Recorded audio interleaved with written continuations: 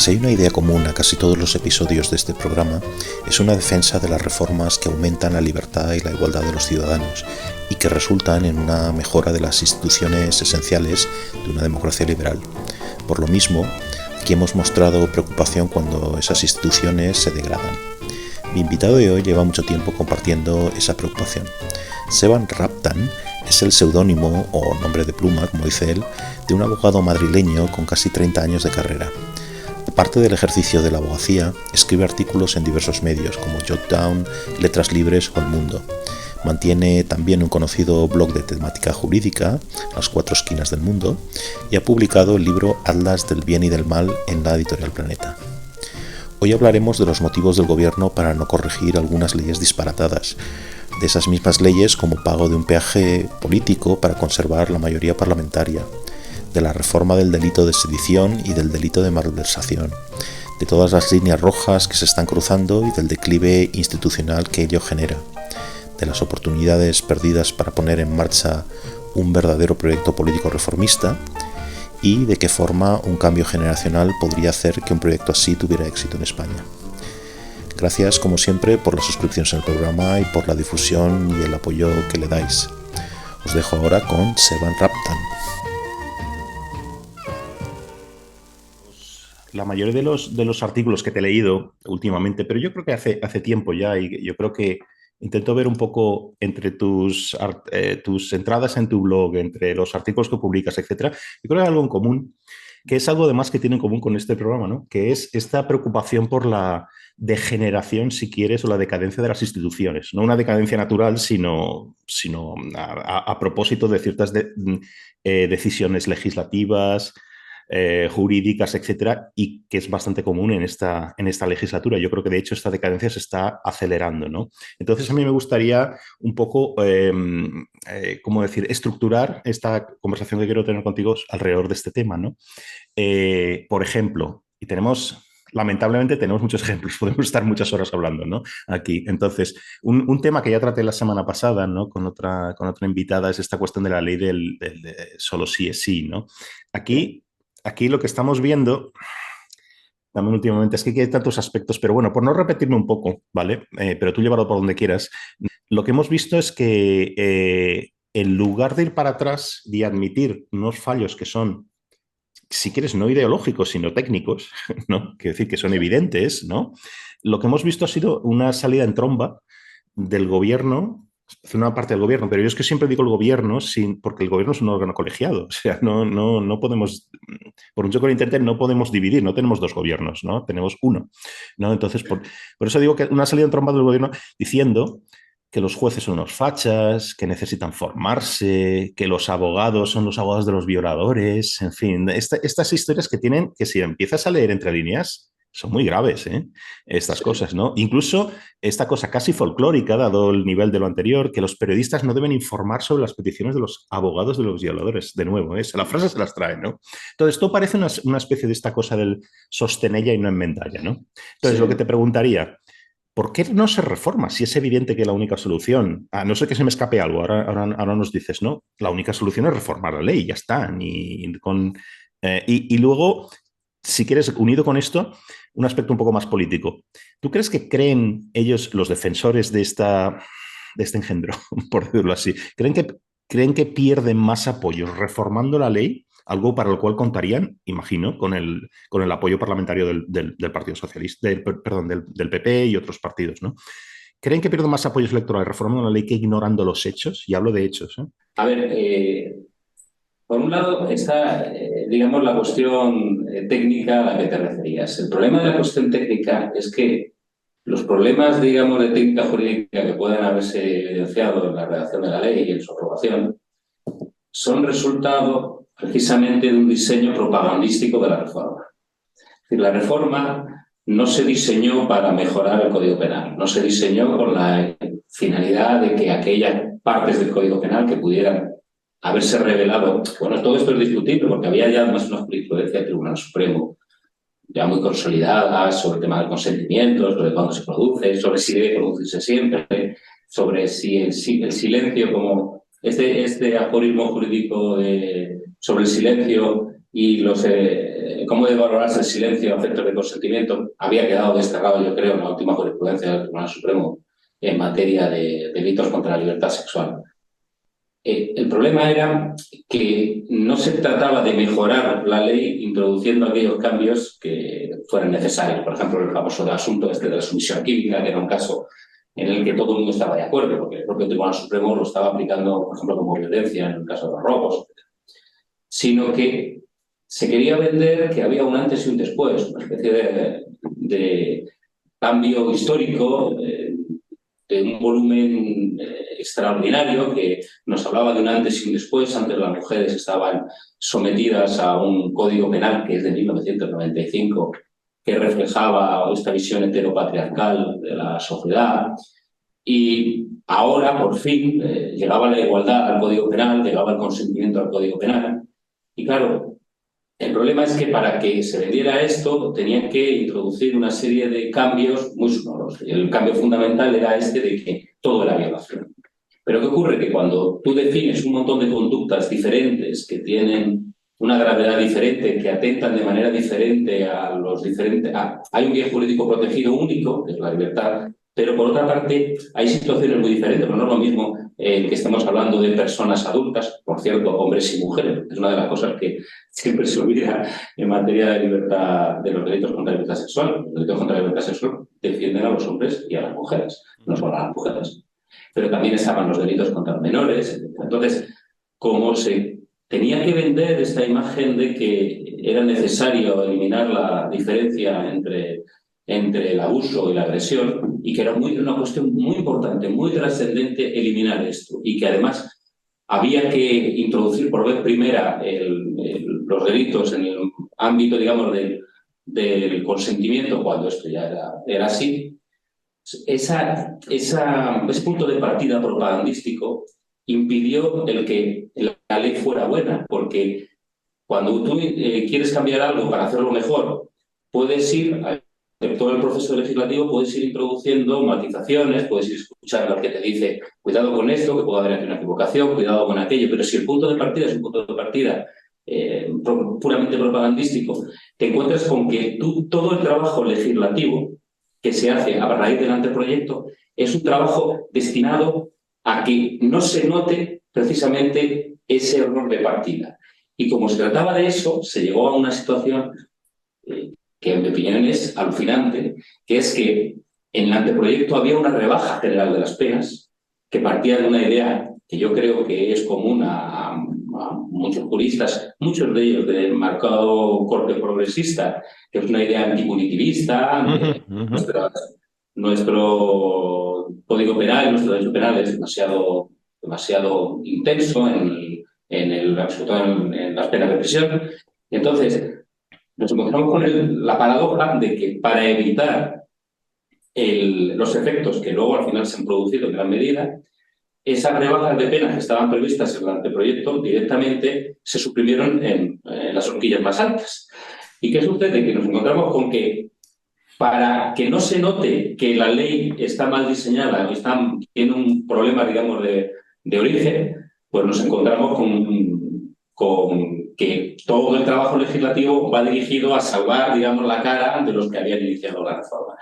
Ese es el problema de raíz. Entonces, a tu pregunta, ¿se puede corregir la ley? Sí, corregir la ley supondría cambiar el diseño y, en todo caso, no afectaría al efecto que más ha escandalizado a la gente, que es el tema de la rebaja de las penas, que, por cierto, no es el peor efecto de la ley, no es ese. Es decir, resulta verdaderamente asombroso ver cómo las reacciones, sobre todo por parte desde el Ministerio de la Igualdad y por parte de Podemos, son las reacciones típicas que te podrías esperar de un gobierno de ultraderecha o de derechas. Es decir, gente que está diciendo que no se está sacando a los violadores, se les podría mantener a los violadores en la cárcel si los jueces quisieran. Estos jueces que son machistas, pero coloquemos, digamos, la situación en la óptica contraria. Imaginémonos que un gobierno de derechas hace una ley como esta y te encuentras con que jueces de izquierdas empiezan a sacar a violadores a la cárcel. ¿Qué diría un Bolsonaro español de esos jueces? Pues exactamente lo mismo que han dicho Irene Montero y Victoria José Ángela Uh -huh. Rodríguez. Entonces, eso en cuanto, digamos, al tema de la reforma de la ley. ¿Se podría reformar la ley? Sí. ¿Se debería reformar la ley? Sí, en mi opinión, sí, claro. Se debería, o sea, no tiene sentido que los jueces tengan unas horquillas tan amplias para conductas. Es decir, se diseñan horquillas tan amplias porque dentro del mismo tipo penal se incluyen conductas que son muy diferentes. Es decir, que todas ellas intentan contra la libertad sexual, pero que son, en cuanto a su gravedad, son muy diferentes. Entonces se deja en manos de los jueces el que se dicten sentencias con una excesiva discrecionalidad de mi opinión. Desde el punto de vista de un abogado defensor, la ley es muy peligrosa. Tú te encuentras, cuando te defiendes a alguien, te encuentras con que te puede tocar la lotería en el sentido positivo, o que puedes terminar con un cliente que con una conducta previamente no habría tenido, digamos, una consecuencia tan grave, te puedes encontrar con que tenga una sentencia muy importante de prisión, precisamente por cómo ha sido objeto de diseño. ¿Realmente tú estás describiendo un adanismo de los derechos por parte de este gobierno? Que yo, lego en derecho, siempre recalco esto, casa muy mal con cualquier legislación previa, digamos. Da la impresión de que arrasa y teniendo muy poco en cuenta las consecuencias, ¿no? Claro, porque o es adanismo o empiezas ahora, todos los derechos empiezan con nosotros desde que hemos llegado, las mujeres estaban en la Edad Media antes de que llegásemos nosotros, estoy Sí, exagerando, pero no mucho sí, sí. porque esta es la idea, ¿vale? Sí, sí, Claro, es así. eso no casa bien con la legislación previa. Quiero decir, entonces tienes que montarte una historia nueva, digo Sí, yo, sí. ¿no? No Sí, sé, lo sí. estoy contando un poco de Claro, andar sí, te por da casa, ese, ¿no? sí, sí, no, es así, es así. O sea, el asunto es básicamente el de vender una España inexistente.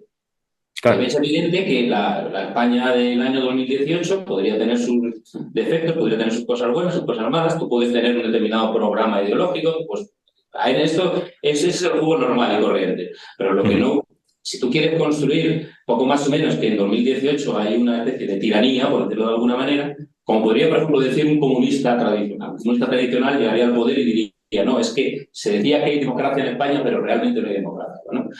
Pues es que van un poco por ahí los tiros, sin llegar Claro, a lo mejor a ese extremo, ¿no? Es decir, tienes que vender algo que no es cierto para poder claro. situarte en una posición de personaje histórico. Yo lo que veo aquí es eso, una especie de prisa de estoy en el gobierno y tengo que vender que soy un personaje histórico.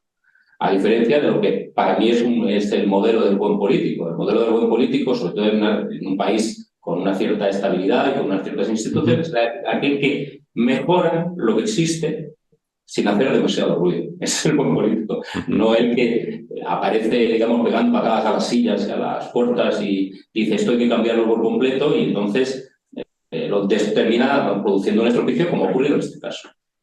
Lo que también te preguntaba era tu opinión sobre por qué crees que decir, si es evidente que la única salida es reformar esta ley, cambiarla, ¿no? Porque si crees que pierden más, si la razón por la que no lo hacen, digamos, o de momento se niegan, ¿no? Es que pierden más, creen que pierdes más apoyo electoral, etcétera, reformándola, que ignorando los hechos, ¿no? Ignorando las consecuencias.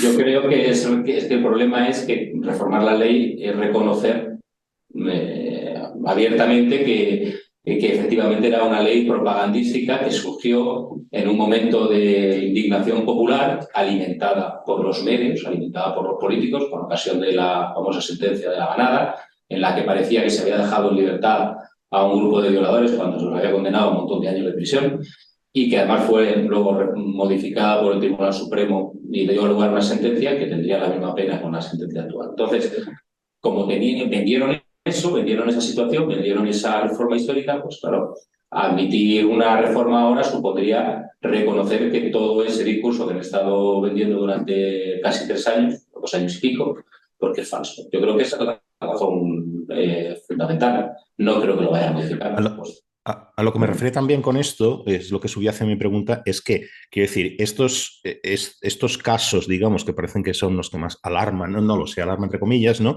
Son los de, bueno, el abusador de no sé quién, el violador de no sé cuántos, estos van a ir goteando, quiero decir, esto no se va Sí, a sí. parar, ¿no? Entonces, quiero decir, es comparar una cosa con la otra. Quiero decir que pierden menos apoyos, creen, con el hecho de Sí. no reconocer que se han equivocado, que enfrentándose a estos titulares de periódicos o noticias, etcétera, que van a ir saliendo hasta que acabe la legislatura, yo imagino, ¿no?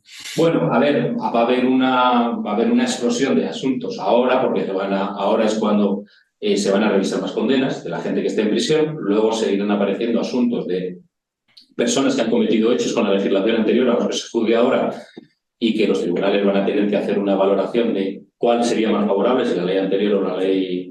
Pero ellos, supongo que su valoración es, si reformo la ley es un reconocimiento evidente de que he metido la pata.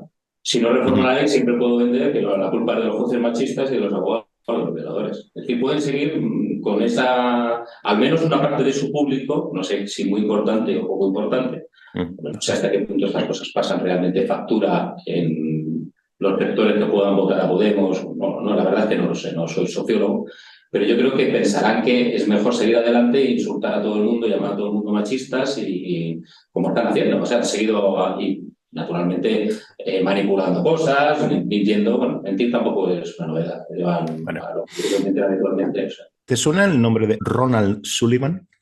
Te explico ahora. Ronald Sullivan era un profesor en Harvard Law School, ¿no? Que era el decano de la Escuela de Derecho, ¿no? De la Facultad de Derecho de Harvard. Esto es una cosa que tropecé con ella, eso de la serendipia. Buscando otra cosa me encontré con esta historia, ¿no? Y quería traer la colación porque me parece que tiene que ver con otra cosa que está pasando aquí también. Bueno, este hombre, prestigioso profesional del derecho, no se le ocurre otra cosa, estoy siendo también un poco irónico, que apuntarse al equipo que defendió a Harvey Weinstein, ¿no? Bueno, esto llevó en su, ya sabes, con toda esta historia woke, ¿no? Llevó a los alumnos en derecho a unas protestas tremendas y como normalmente ocurre, casi siempre, no siempre, pero casi siempre, la universidad acabó un poco bajándose los pantalones y, digamos, despidiendo a este profesional. La única razón es porque se había integrado en el equipo de defensa, diciendo simplemente que todo el mundo tiene que tener derecho a una buena defensa, simplemente eso, ¿no? Entonces, pero bueno, se acabó expulsando porque aparentemente ponía en peligro, ya sabes, estas cosas woke, etcétera, ponía en peligro a los alumnos. Bien. ¿Tú no crees que esto es una cosa que empieza a generalizarse y que se ve también en este debate que ha habido en España, bueno, debate, entre comillas, alrededor de la ley sí así? Quiero decir que con estas historias de los abogados de los violadores, este tipo de historias, que estamos cuestionando al final un principio tan clave como es que todo el mundo tiene derecho a una defensa, ¿no crees que se ve aquí también? A ver, esta es una historia que aparece recurrentemente cada vez que hay un escándalo de este tipo, de esta naturaleza, sobre todo cuando los ejemplos de criminales abyectos, ¿no? Yo solía contar siempre una anécdota cuando alguien me pregunta esto de ¿defiendes a un señor que es un criminal terrible y tal, que ha hecho cosas espantosas? Yo siempre cuento una anécdota de mi madre, de mi difunta madre, que tenía siempre una reacción muy similar.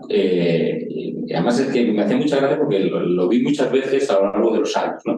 Veía la típica película americana, no tenía por qué ser muy buena, americana o no americana, pero normalmente suele ser una película americana de juicios en la que hay un criminal espantoso que, gracias a los recovecos del sistema y a algún abogado maligno, se libra de terminar en la cárcel y termina cometiendo tremendos crímenes posteriormente hasta que llega un policía normalmente al margen de la ley que termina acabando con él en algún callejón. Y decías, ¿cómo puede ocurrir esto de que se aprovechen de los abogados y tal? Luego, 10 días más tarde veía la misma película, pero al revés, ¿no? El pobre inocente al que el sistema termina metiendo entre rejas cuando en realidad no es culpable. Y siempre había una reflexión. ¿Cómo es posible que el sistema permita que...? Y yo muchas veces decía, no te das cuenta que estás diciendo que es lo contradictoria que eres, pero es que esta es una reacción muy natural, muy típica de los seres humanos. Es decir, los seres humanos tienen un componente ético, laboral, es algo tan poderoso en los seres humanos, que tenemos una reacción instintiva, y esa reacción instintiva en contra del criminal y a favor del que sufre, de la víctima, porque la víctima puede ser injustamente acusado, ¿no? Que se tiene que mediatizar a través de la enseñanza, de la educación y de las instituciones. Y el derecho de defensa en las sociedades civilizadas es una institución destilada a lo largo de siglos, que no viene a ser sino una respuesta a esta anécdota que he contado de mi madre, pero un poco más técnicamente, un poco más desarrollada. Entonces, a mí lo que me parece verdaderamente alucinante es que en un país como Estados Unidos y en una institución como en Harvard se bajan los pantalones ante esos alumnos en vez de expulsar a todos esos alumnos. Yo expulsaría a todos los alumnos que piden eso, pero por una razón muy sencilla, y es una razón objetiva y técnica, no como una venganza o una vendetta. Usted no puede estudiar leyes. ¿Cómo vas a estudiar leyes si te parece mal que una persona tenga derecho a un abogado y sin que puedas y sin que te sea lícito en ningún caso cuestionar la presencia del abogado y que cualquier abogado, el que sea, lo defienda lo mejor posible. Y yo además voy un paso más allá. No solo es que lo defienda lo mejor posible, sino que utilice todas las armas que tenga para obtener el mayor beneficio para su cliente, incluso aunque sea la absolución. Si no eres capaz de comprender eso, no estudies leyes. Haz otra cosa, cualquier otra cosa, la Sí, que sí. sea. No solo Entonces, Harvard, ¿eh? Esto es en todos lados, ¿eh? como bien dices, es un síntoma verdaderamente preocupante, muy, muy preocupante. Yo creo, tengo la sensación de que hemos alcanzado quizás a lo mejor el punto más alto de la ola y que ahora va a venir lo contrario. Eso espero, por lo menos es mi esperanza. Lo que pasa es que, claro, a Europa llegan, y a España también, llegan estas cosas con retraso. Pero me dices que esta reacción de eso, el sí es sí, pueda ser una reacción que tenga que ver algo con lo woke. Es que yo creo que en España no hace falta que tengamos los woke para que haya de las comisarías. Yo ponía de ejemplo las comisarías de la gente esta que se agolpa y que da golpes a los furgones diciendo criminal, asesino y que quieren linchar. Eso es una cosa que sucede en todas partes. Lo malo es que suceda con las élites, lo malo es que suceda con quienes tienen que dar ejemplo, lo que tienen que en cierto sentido, atemperar al ciudadano que está indignado porque ha pasado.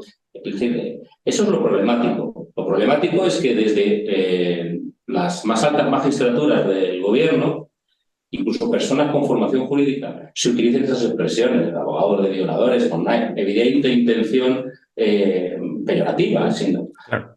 grave. Y eso es lo que hay que denunciar sin parar. Y yo eso me parece, no solo me parece lamentable, sino que creo que te califica, no te digo de por sí, de por vida, porque tampoco quiero unos castigos de por vida, pero alguien que ha sido jurista y que ha sido juez y que diga, que utilice una expresión así, pues no debería volver a ser juez, en mi opinión. Porque quedas completamente descalificado para un cargo de ese tipo. Por no hablar de la contradicción, si quieres, entre este espíritu antipunitivista al que tú te referías antes, con esta crítica que lo que subyace ahí es que casi parecería que es que ciertas personas no tienen derecho a defensa, ¿no? Entonces esto es contradictorio una cosa con otra, ¿no? Da la Bueno, impresión.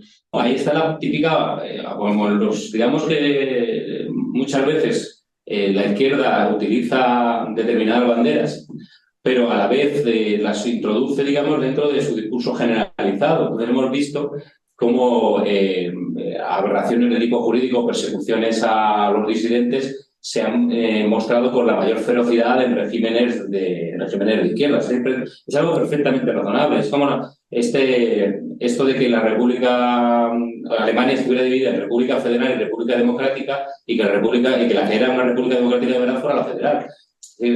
A mí no, eso no me llama, tampoco me llama la atención. Llegado el momento en el que hay que escoger entre un proyecto colectivo, un proyecto social, y si hay que eliminar a 4 o 5 cabezas, pues las elimina. Y de paso se hace un juicio espectáculo y se enseña a esa persona incluso haciendo autocrítica obligada. Eso es una contradicción, es la contradicción que tiene que ver con si eres en realidad demócrata o no eres en realidad demócrata, simplemente creo yo. Otra cosa en la que te quería preguntar era por la cuestión del delito de sedición, ¿no? La reforma del delito de sedición o la rebaja o la eliminación, etcétera. Bien, yo estaba mirando un poco, ha aparecido en prensa estos días, no es muy difícil, comparar un poco. Una de las razones que se han dado, creo, es que había que acompasar un poco, había que digamos, hacer más parecida nuestra legislación al respecto con otras legislaciones europeas, ¿no? Sin embargo, si uno va mirando por ahí cómo se castigan este tipo de, digamos, ataques o atentados a la integridad territorial, por buscar un término que englobe todo, ¿no? Uno que en Francia y en Alemania puede llegar a la cadena perpetua, por ejemplo, ¿no? Y en otros países las penas son altas, muy, muy altas, ¿no? Potencialmente. Entonces, ¿cómo puede ser, por un lado, que se esté justificando esto cuando en realidad está ocurriendo lo contrario? Quiero decir que no estamos, digamos, homogenizando, si quieres, o armonizando nuestra legislación con la de otros países europeos, sino al revés, estamos caminando en un sentido contrario. Eso por un lado. Segundo, esta cuestión de los desórdenes públicos. Esto no parece ser que, no parece que vaya a englobar, digamos, un potencial golpe de Estado vaya a estar aquí metido. Quiero decir, entonces, ¿hasta qué punto no queda desprotegido el Estado con esta reforma? Quiero decir, porque ¿qué elemento van a tener los jueces para al final, para defender la Constitución y la democracia de nuestro ordenamiento jurídico frente a un golpe, ¿no? Sí, bueno, vamos a ver. En primer lugar, o sea, todos sabemos que la reforma es, de nuevo, pura propaganda. Es decir, la justificación que se ha dado para la reforma es un invento que han tenido, porque tenían que inventarse algo para justificar el que se esté pagando un precio político por el apoyo de aquellos partidos en los que estaban integrados precisamente personas condenadas o personas que pueden ser condenadas porque va a haber una serie de juicios, todavía faltan una serie de juicios y podrían ser condenadas a penas muy altas de prisión. Por tanto, desde el primer momento, volvemos un poco a lo del mismo que es de lo que estábamos hablando antes. En el momento en el que tú diseñas una modificación legislativa con una finalidad espuria y fraudulenta, pues es muy difícil que te salga algo bien hecho. Pero entremos un poco en el juego de la comparativa con los países europeos a los que te estaba refiriendo o con otros países a los que te estaba refiriendo. Vamos a ver, es muy difícil hacer comparaciones porque a diferencia de lo que sucede con otro tipo de delitos que son, ¿cómo decirlo?, no sé si más universales, pero que son más fácilmente explicables en cualquier contexto, en cualquier país, en cualquier tradición, como podría ser un asesinato. Un asesinato es más o menos lo mismo en todas partes, bueno, o un homicidio, o un robo. Puede haber muchas diferencias, pero lo que sucede con los delitos, con este tipo de delitos, es que tienen una relación muy marcada con tu propia historia política. Es decir, en Alemania, por ejemplo, no haría falta seguramente, no habría hecho falta llegar al 1 de octubre porque se habría quitado todos los poderes al señor que manda en un land concreto y que quiere quitarse. En otros países directamente no habría llegado a ser presidente del equivalente de la Generalitat porque sería un partido político prohibido, porque tendría una finalidad que es la desaparición del Estado-nación y eso está prohibido por sus constituciones. Por tanto, en esos países no tienen una necesidad de tener a lo mejor un delito de esta naturaleza y cuando los tienen, están pensando en el delito tradicional, que es el delito de rebelión, por ejemplo, la alta traición, en la que siempre se está hablando de que tiene que haber una violencia con una entidad suficiente como para tener la potencialidad de, digamos, dominar las estructuras estatales. Es decir, no se está pensando en la idea del golpe blando o de este golpe posmoderno del que hablamos en España. ¿Y por qué cabe la posibilidad de un golpe posmoderno en España cuando no cabe en otros sitios? Pues porque nuestra legislación, nuestra tradición ha permitido el que haya partidos, que la nuestra se supone que es una democracia no militante, que haya partidos que se presenten con el objetivo de cambiar la Constitución y que ya hayamos llegado precisamente por todas esas circunstancias y por una cobardía política evidente a no utilizar los mecanismos constitucionales como era el artículo 155 que se tenía que haber utilizado 2 años antes, con total naturalidad, haber eliminado del gobierno de la Generalitat a los partidos que controlaban el gobierno de Cataluña y haber estado 4 o 5 años gobernado por el Estado. Eso es lo que se tendría que haber hecho en un país normal, un país con gente que creyera en la integridad territorial de verdad y que no tuviera esta visión cortoplacista que se vuelve a ver en este momento del Estado, pues es lo que tendría que haber ocurrido. Por tanto, esa comparación es una comparación que no es adecuada por una razón, porque efectivamente si tú haces un análisis de esos delitos a los que te refieres, no son el equivalente al actual delito de sedición español. Es decir, si hubieran ocurrido estos hechos en otros países, es probable que no se hubieran podido, por ejemplo, en Alemania, que no se hubieran juzgado como de alta traición, porque no habrían cumplido con ese requisito de una violencia suficiente en los términos que establece la jurisprudencia de los tribunales alemanes. Lo que sucede es que en Alemania no habrían llegado nunca a esa situación. Entonces, ¿qué tendríamos que hacer en España? En España lo lógico sería, a vista de lo que ha sucedido, históricamente, igual que en Alemania está prohibido un partido nazi o que en otros países están prohibidos partidos comunistas, en España lo que tendría que haber es una regulación específica de esa figura de lo que se llama rebelión impropia, a la que le podríamos dar cualquier denominación, que es la utilización espuria de de todas esas posibilidades que te da estar en el poder en un determinado territorio y utilizarlo para iniciar un proceso de secesión. que es específicamente lo que sucedió. Es decir, lo que se tendría que haber hecho es efectivamente eliminar la sedición, porque es un delito con perfiles discutibles, y haber introducido esa forma delictiva y haber dejado una forma de orden público agravado que se tendría que aplicar precisamente a esas personas que, sin tener cargos dirigentes, sin haberlo impulsado, digamos, desde las instituciones, a esas personas que colaboraron en esa actividad que era evidentemente delictiva. Introducir también como delito ese referéndum ilegal, es decir, se podrían haber hecho todas estas cosas, pero lo que se ha hecho es suprimir, utilizando esa excusa burda de equipararlo a otras legislaciones, suprimir el delito en el que de una manera, a lo mejor hay gente que lo discute. Yo, en mi opinión, la sentencia es correcta. Es decir, yo, de hecho, antes de que se dictase la sentencia de los hechos del 1 de octubre, yo escribí, y ahí está un artículo publicado en El Mundo, que esta es la sentencia que yo dictaría antes de que se dictase. Es decir, yo creo que sí encajaban dentro de los márgenes del delito de sedición y que era correcta la sentencia. Pero para no tener que entrar en unas interpretaciones demasiado forzadas, debería haberse cogido la conducta concreta realizada, que fue gravísima, de una gravedad extrema, esa conducta concreta, y haber introducido un tipo específico, quizás con una pena un poco menor a la rebelión propia, que es la rebelión en la que hay un alzamiento en armas, la utilización del ejército, de grupos paramilitares o algo por el estilo. Y eso es lo que no se ha hecho. Es decir, se ha suprimido el delito, pero no se ha hecho. Por eso sabemos que esta reforma es un disparate, es totalmente falsa, no sirve para nada, salvo para que en su momento, cuando a lo mejor un gobierno de otro signo vuelva a introducirla, pues se le dé argumentos a quienes digan que España está otra vez por la vía del autoritarismo.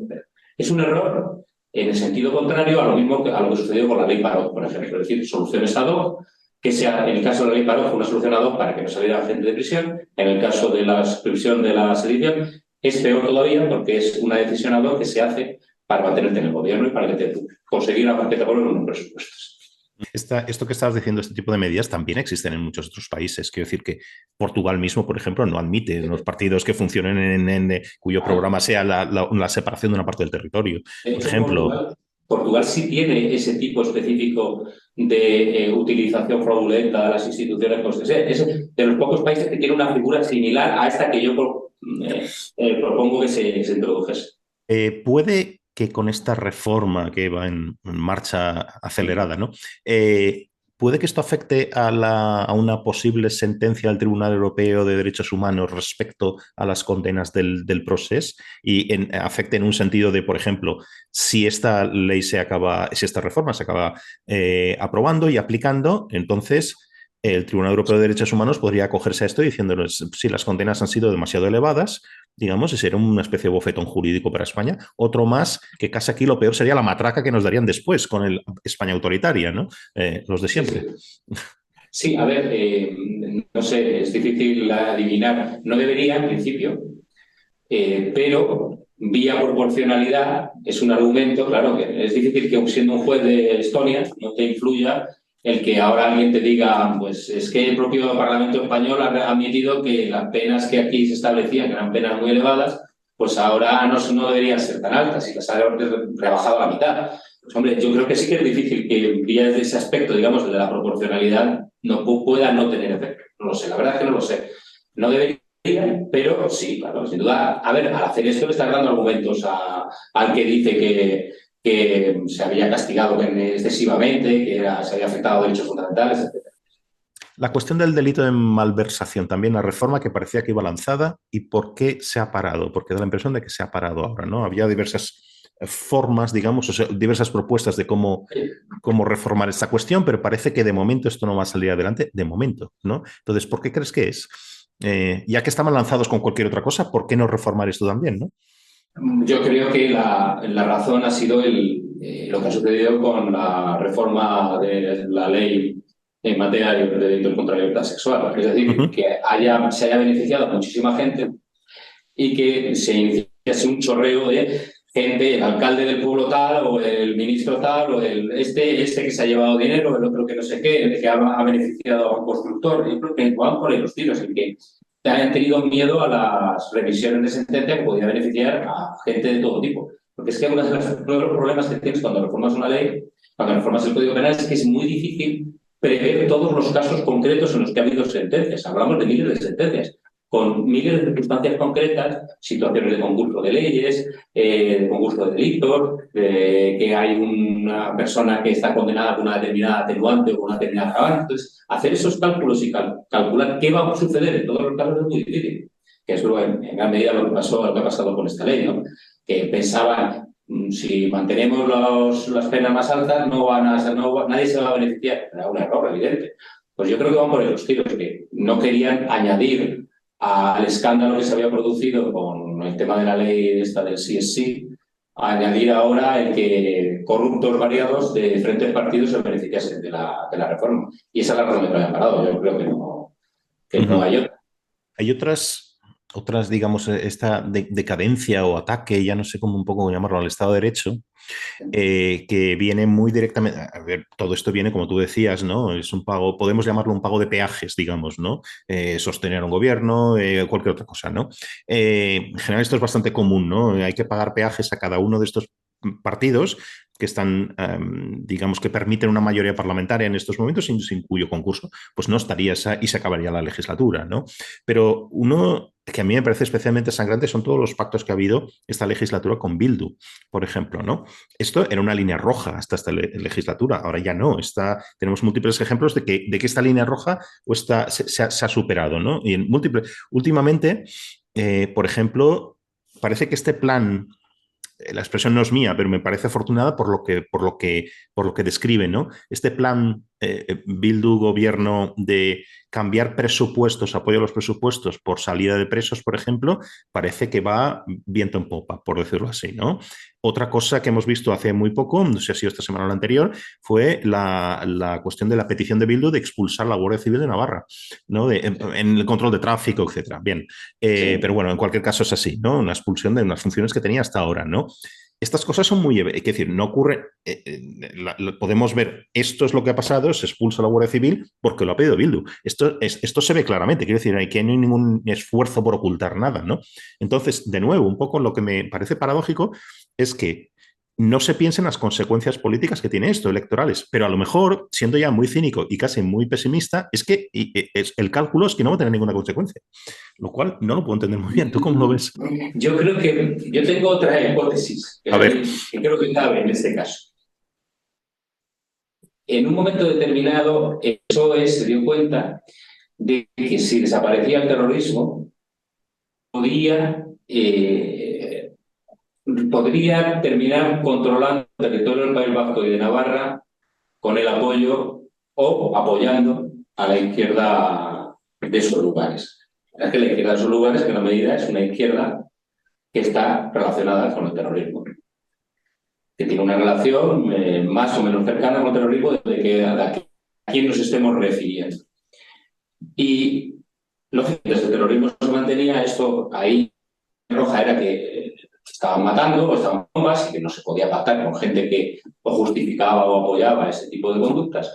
Pero una vez de eso desapareciera, solo hacían falta unos años para terminar convirtiéndolos en socios admisibles. Y yo creo que no es que se esté saltando esa línea roja en el caso de Bildu porque les venga bien para sacar adelante sus leyes y demás, porque en muchos casos las han sacado con exceso de votos. Yo creo que están intentando plantear a Bildu, plantear a la izquierda en Navarra y a la izquierda en el País Vasco, a esa izquierda, digo, a esa en concreto, porque estratégicamente quieren expulsar del poder a la derecha que allí gobierna, y es algo muy parecido a lo que sucede en Cataluña, con la diferencia de que, claro, en Cataluña no tenemos un fenómeno terrorista, al menos de la entidad de la ETA y de la ETA. Entonces, yo creo que no creo que estén pensando en tengo que pagar este peaje porque quiero sacar tal norma, quiero sacar tal ley. Yo creo que quieren introducir a Bildu como un actor más y que la manera de hacerlo es haciendo que nos acostumbremos a él. Y por tanto hay ahí un pensamiento estratégico a largo plazo. Que quieren terminar teniendo un Lehendakari de Bildu o teniendo un Lehendakari socialista con apoyo de Bildu, o que, por ejemplo, por poner un ejemplo. Creo que más por mi opinión, no sé, a lo mejor estoy equivocado. No, tu hipótesis es muchísimo peor que las mías, vamos, es mucho más, ¿no? Porque Pero fíjate, cuadra ahora, con todos los datos, si lo piensas.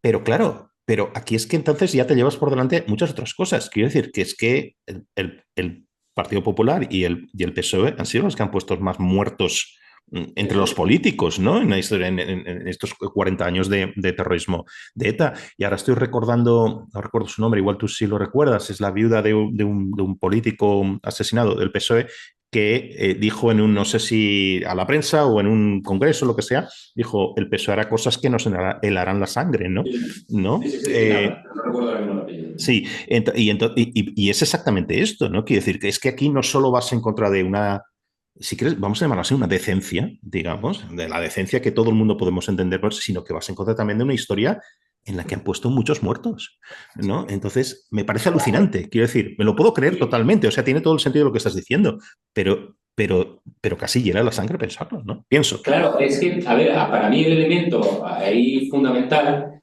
es que a lo mejor en el pensamiento del PSOE o de la gente que está ¿Mm? pensando en todo esto, estaba la idea de convirtamos a Bildu y que la propia Bildu se convierta en un actor presentable. Pero es que Bildu no ha hecho ese recorrido, Exacto, no lo ha hecho. exacto. Entonces, como no lo ha hecho, han renunciado, es decir, han mantenido la primera parte, pero han renunciado a la segunda. Puede que en un momento determinado ellos estuvieran pensando, dentro de 10 años, si se ha acabado el terrorismo de ETA y se han reconocido, no errores, sino que han reconocido esa historia criminal, esa relación que había entre la izquierda abertzale y la banda terrorista, es una relación pues, de hermanamiento orgánica, como se quiera llamar, y hubiera habido un determinado viaje con un determinado coste que fuera, pues a lo mejor, bueno, a ver, a mí me disgusta mucho, es algo que me disgusta mucho, pero estamos hablando de hipótesis o de escenarios alternativos o de realidades paralelas. Lo que pasa es que yo creo que el PSOE simplemente ha llegado un momento en el que ha visto la necesidad o la oportunidad o que cree que ha pasado el tiempo suficiente, que ya hay una generación de gente que no ha vivido lo que fue ETA, y hay una parte muy importante de gente que, por ejemplo, de los años más duros, los años de la década de los, finales de los 70 y toda la década de los 80, ya no la recuerda o no la ha vivido. Y yo creo que han decidido que, bueno, que aunque ellos siguen con sus historias y siguen aplaudiendo a los asesinos múltiples que salen de prisión y siguen creyendo que esa es una etapa en la que describen como una etapa con errores en vez de una etapa manifiestamente criminal, antidemocrática, totalitaria, etcétera. Y el PSOE ha optado, yo creo, por, bueno, pues vale, no han hecho ese recorrido, pero nos conviene, vamos a colaborar con ellos.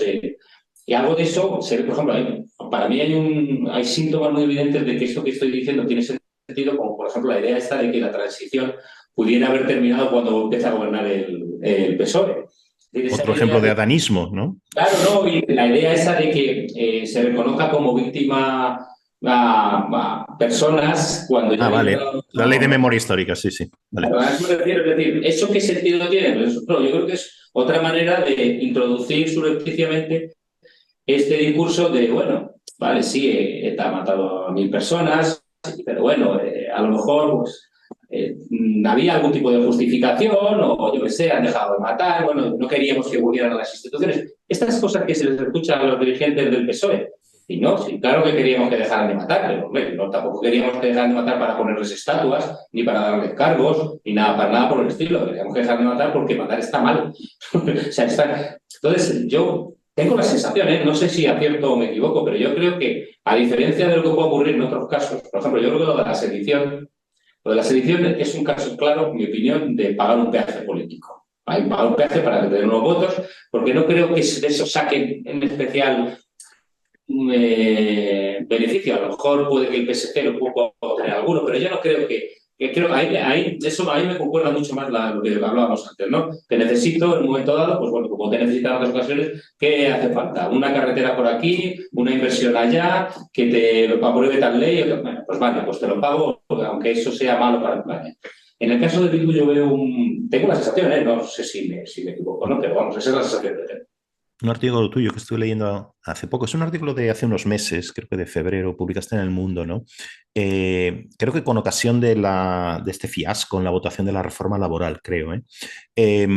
Y allí había algunas frases que utilizabas en este artículo que sonaban fuertes, ¿no? Como por ejemplo, te cito literalmente, ¿no? Hablabas ahí de un parlamento corrompido por la adoración a la trampa y la mentira, ¿no? Y un poco más, en otro párrafo, hablabas de cómo los ciudadanos sentimos una fascinación por la mentira también, ¿no?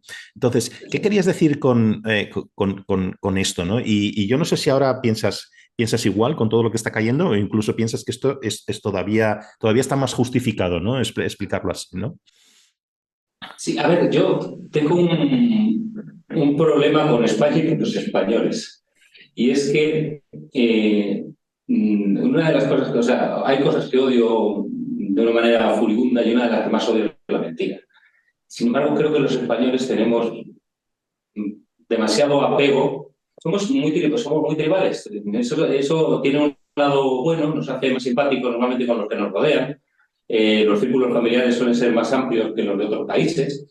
Protegemos más a los nuestros, pero también protegemos más a los nuestros aunque no merezcan esa protección. Entonces, tiene un lado bueno, pero tiene un lado malo, y es que yo creo que los españoles no castigamos la mentira. Es una cosa que yo creo que es histórica y por tanto nos movemos a golpes de impulso y justificamos cualquier cosa.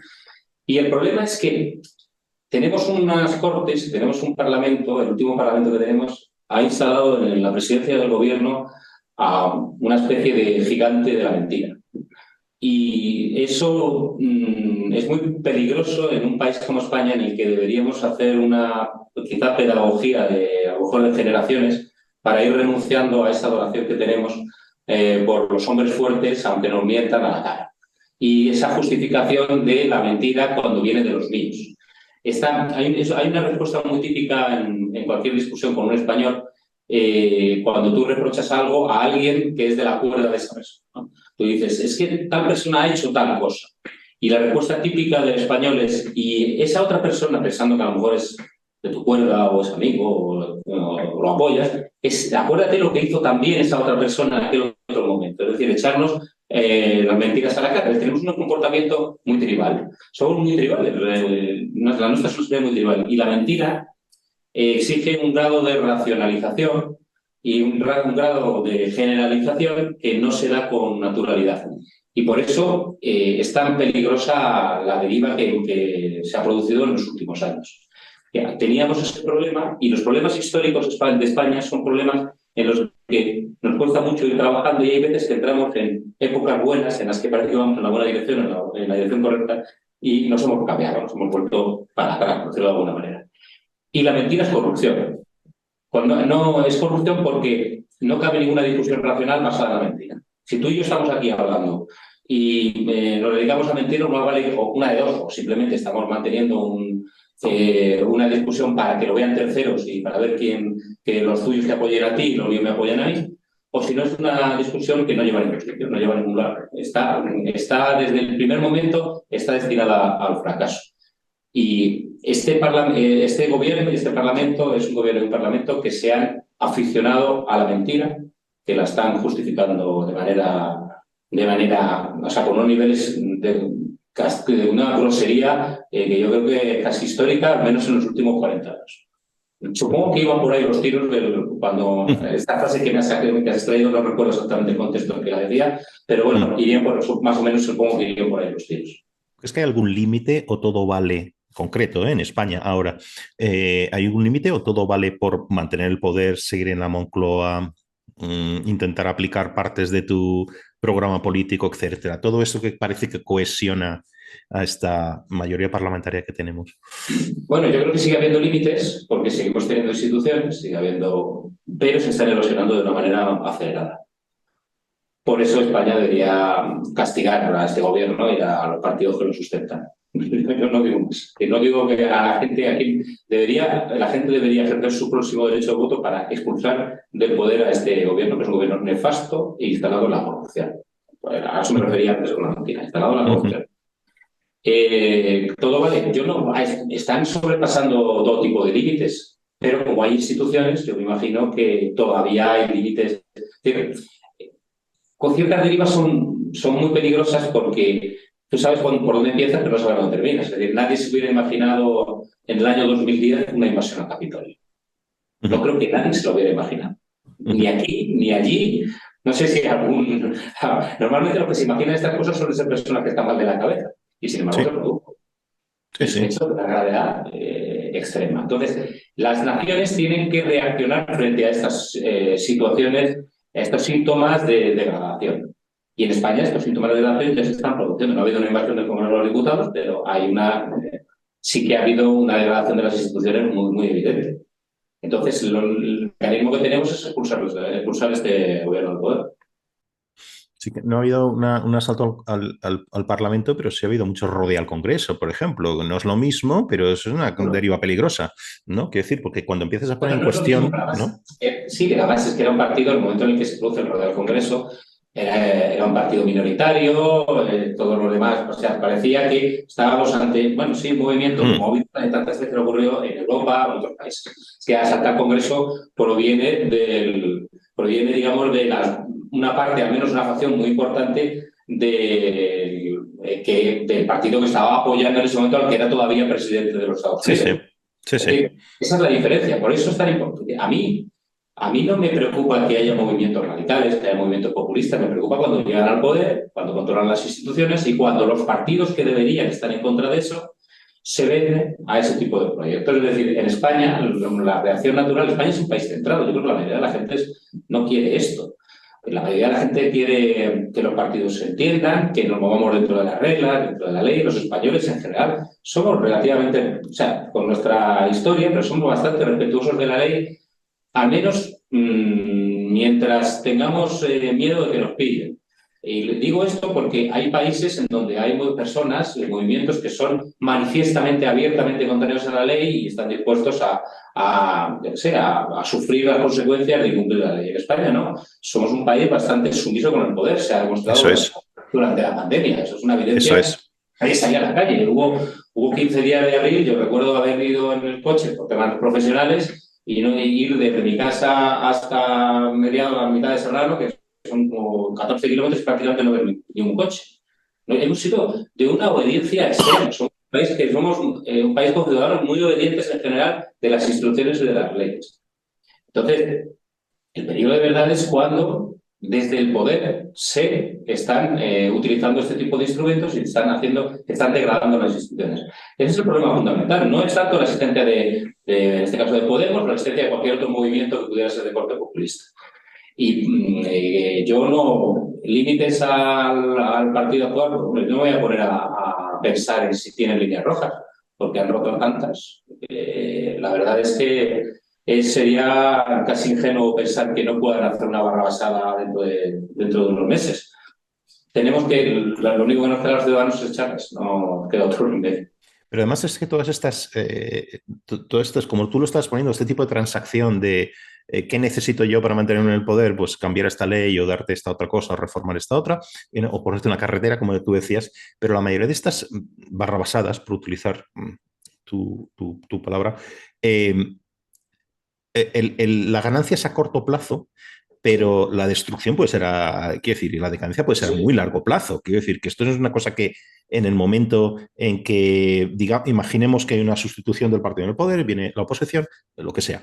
Bien, los efectos se quedan en las instituciones. Quiero decir, esto está comprobadísimo y estudiadísimo, ¿no? Este tipo no solo son efectos positivos, en el sentido, positivos me refiero que tienen no, que son negativos, quiero decir, porque tienen un efecto real, digamos, o práctico, pero también en cuanto a la imagen y al simbolismo, etcétera, a lo que representan las instituciones para nosotros, ¿no? Y quería ligar esto con otra cosa, ¿no? Yo siempre digo que en España podemos salir a la calle por muchas cosas, ¿no? Pero yo no he visto nunca alguien salía a la calle con una bandera defendiendo el Estado de Derecho, así como tal, ¿no? Defendiendo las instituciones, una bandera de vivan las instituciones contramayoritarias, este tipo de historias, ¿no? O sea, esto no ocurre, ¿no? Uno sale a la calle por No sé si indignación, se ve en muchos sitios, tampoco creo que se vea mucho. es cierto, tienes razón con esto, ¿no? Pero quiero decir, pero hay otros partidos que son, perdón, otros países que son quizá, esto se lo tomaría un poco más en serio. Pero bueno, es verdad que en general esto no es una cosa que mueva las masas, ¿no? Pero también hay límites con esto, ¿no? Entonces, todo lo que hemos hablado hasta ahora, quiero decir, debería una mayoría de ciudadanos, da igual que entiendan cómo funciona el Estado de Derecho, qué cosas componen eso que llamamos el Estado de Derecho, que es un término muy paraguas, ¿no? Para explicar a muchas cosas, ¿no? Pero deberían indignar a una mayoría, porque esto no es una cuestión baladí, esto nos afecta a nuestro modo de vida y por no hablar De de la hecho, integridad del Estado, etcétera, ¿no? de hecho, no solo no está indignando a la gente, no solo no hay un movimiento, digamos, de... O sea, no, no está indignando a la gente como a mí me gustaría que le indignase a la gente. A ver si soy capaz de explicar esto. Eh, lo que debería molestarnos de toda esta deriva precisamente que se estén acabando instituciones, las instituciones que permiten la existencia de un Estado liberal en el sentido de La la democracia liberal. un Estado abierto, un Estado con instituciones que permitan la participación del mayor número de ciudadanos, que te permitan proyectos de vida individuales, que no interfieran demasiado, de todo tipo, del tipo que sea. Es decir, el problema es que lo que se está percibiendo en realidad y lo que se está intentando vender es un modelo de tipo de corte ideológico en el que esos ataques al Estado de Derecho son ataques en realidad a una especie de idea de España o de idea de lo que debería ser España, que también tiene un contenido sustantivo, en mi opinión, excesivo. No sé si estoy siendo capaz de explicarme. Es decir, creo que van a ser muy pocas personas las que estén de verdad preocupadas por la degradación del Estado de Derecho, sino porque se esté degradando el Estado de Derecho para introducir determinadas políticas que a mí no me gustan. Políticas, por ejemplo, políticas del Ministerio de Igualdad o las políticas que provienen de la ley trans o las políticas que provienen de, yo qué sé, cualquiera de las políticas que esté intentando instaurar el gobierno, por ejemplo, el tema medioambiental, el tema de la Agenda 2030, etcétera. La gente no está preocupada porque todas esas políticas se estén implantando con una degradación del Estado de Derecho, sino porque se están implantando esas políticas. Y van a utilizar, por tanto, esos mismos instrumentos de degradación van a utilizar, llegado el caso, si hay un cambio en el poder, se va a producir un cambio no hacia hacia la vuelta hacia un Estado con instituciones reconstituidas, con instituciones fuertes, sino que simplemente se van a cambiar los contenidos. Eso es el peligro que yo veo. Yo creo que hay mucha gente, puede que haya un porcentaje de ciudadanos que estén preocupados por la degradación de las instituciones, pero creo que hay un porcentaje de ciudadanos mucho más importante que están preocupados porque se esté introduciendo, se esté implantando una determinada agenda ideológica, utilizando una degradación de las instituciones y que lo que querrán es aprovechar que se han degradado las instituciones para introducir la agenda contraria.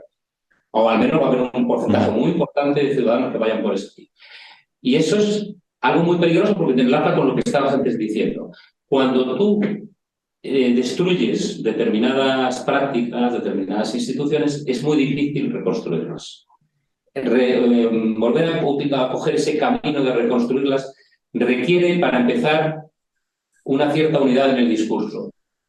Ahora mismo el discurso político permita una unidad, digamos, de lo que sería el gran conjunto de los partidos que podrían encajar dentro del conservadurismo liberal y la socialdemocracia, porque esos puentes están completamente derruidos. Es decir, nos encontramos entre dos bloques, un bloque que va a ser el socialista con Podemos y todos los partidos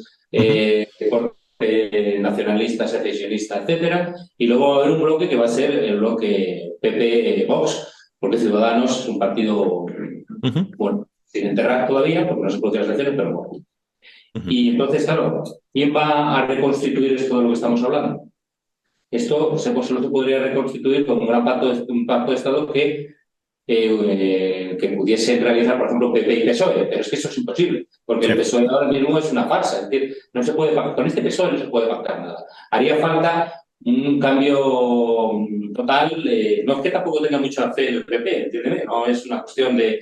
Estoy hablando del PSOE porque el PSOE es el que está gobernando desde el año 2018 y porque es el autor material de la mayor parte de estas barrabasadas de las que estábamos hablando. Entonces, yo veo que la oportunidad que pudo surgir en un momento determinado, que surgió en un momento determinado en el año 2015, estas cosas que hacen los alemanes que nos extrañan tanto, de que de repente se junta la derecha y la socialdemocracia Y y los gobiernan verdes, sí. un montón de años, ¿no? Eso es imposible ahora mismo. Es mucho más difícil ahora que en el año 2015. Entonces, ¿quién va a reconstituir, quién va a iniciar ese camino de reconstitución de las instituciones si no hay mimbres ahora mismo?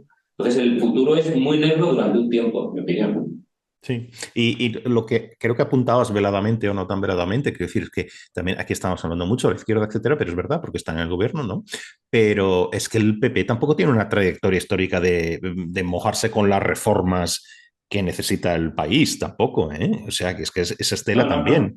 O sea, había una, yo también pienso, esto es mi opinión, que había una esperanza, bueno, cuando surgió Ciudadanos, que era un partido pues reformista, ¿no? Si algo era, algo tenían en común todas las diversas familias que estaban en Ciudadanos, pues esa reforma con unas, en áreas que ya están muy, quiero decir, que ya las tenemos muy claro, ¿no? Quiero decir, Sí, sí, sí. quiero decir, el tipo de reformas que necesita un país como este, ¿no?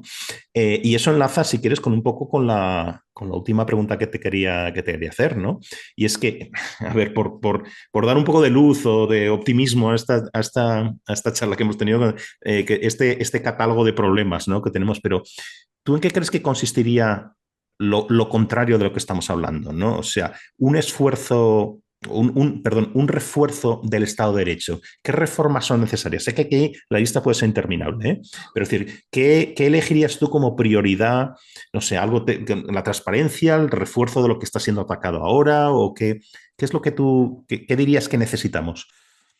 Bueno, primero, en cuanto a a la reflexión que hacías al principio, España tuvo una oportunidad muy buena cuando se produce la polarización en el año 2004 como consecuencia de los atentados de la guerra de Irak. ¿Mm?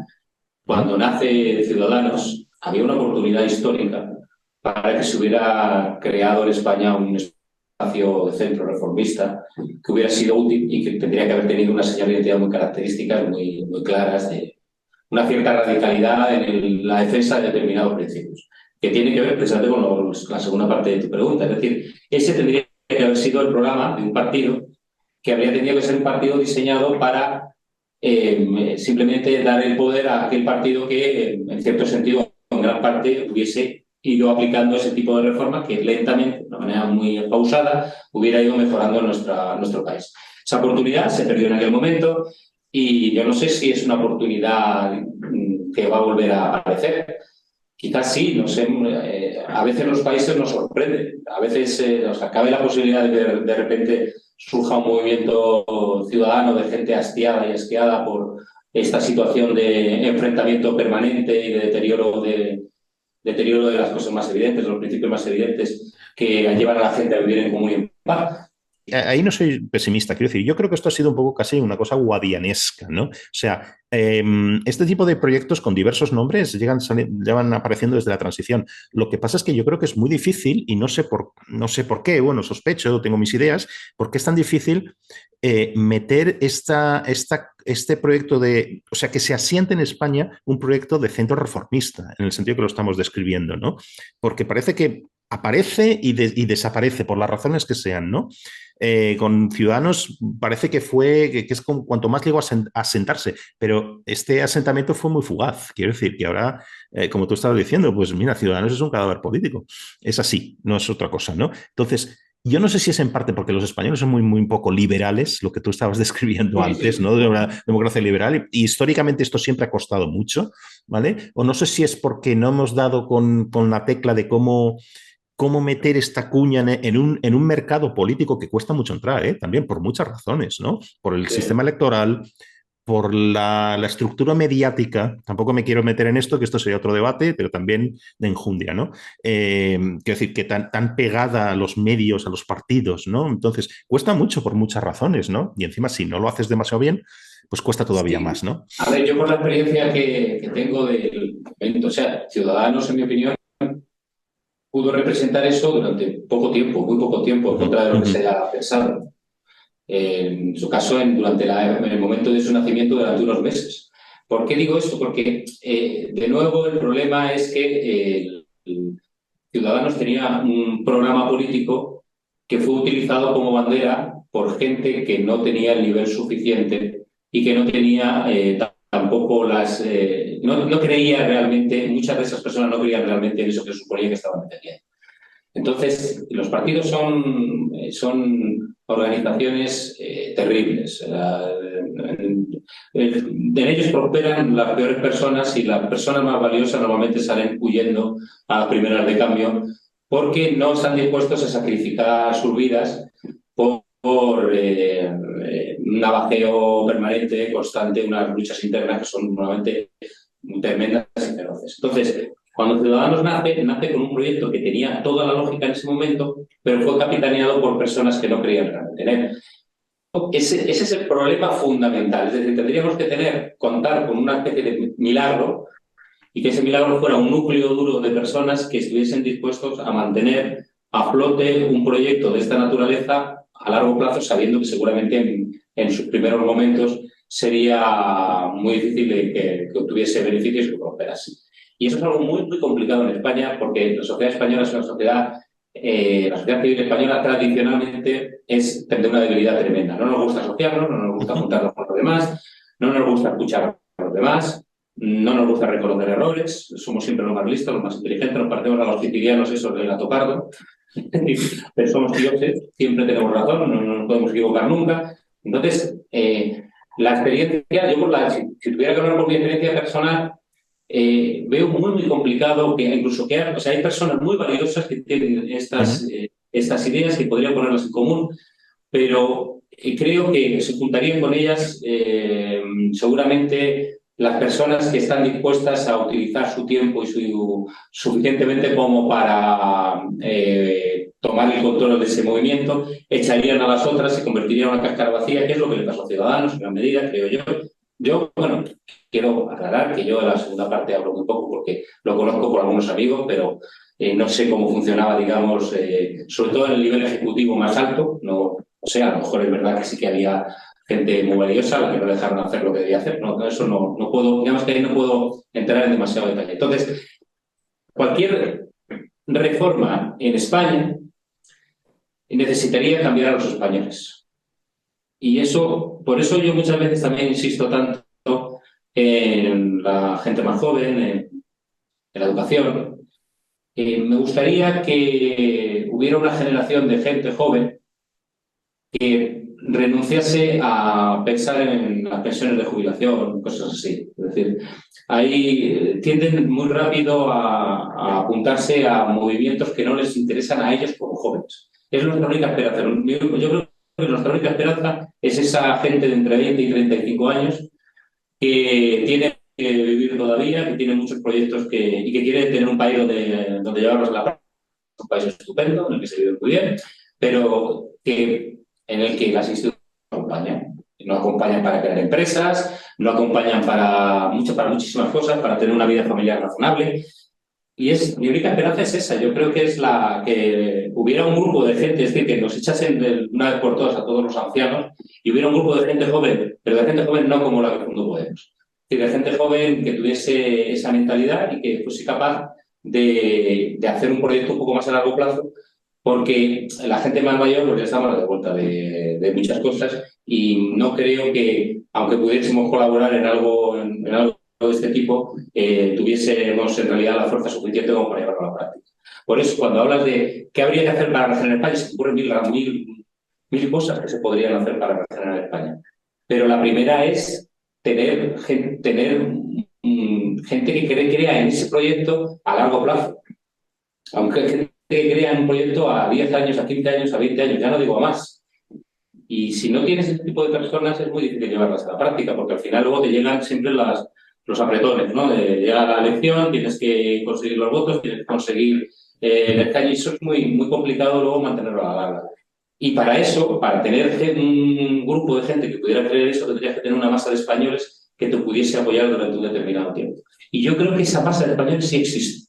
Lo que no existe es la organización. Yo sigo defendiendo que existen, no sé, varios millones de españoles que votarían de manera sistemática a un partido que fuese moderado, que fuese racional, que fuese sensato, que fuese decente, que impulsase al corrupto en cuanto le pillan, o por lo menos que se acercase a estas prácticas, ¿no? Y el problema es que no tenemos esa organización a la que votar.